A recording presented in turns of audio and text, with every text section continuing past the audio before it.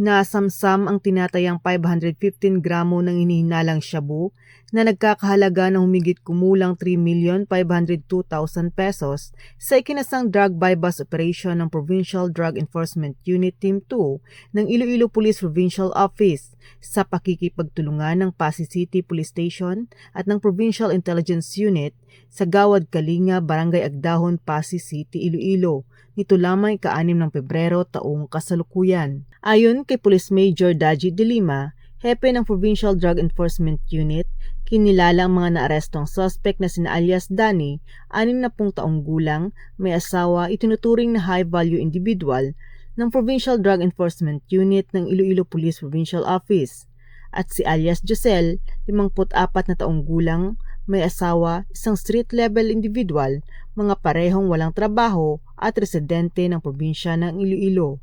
Nakumpiska sa operasyon ng 6 na plastic sachet na naglalaman ng hinihinalang shabu, buy-bust money at iba pang mga non-drug items.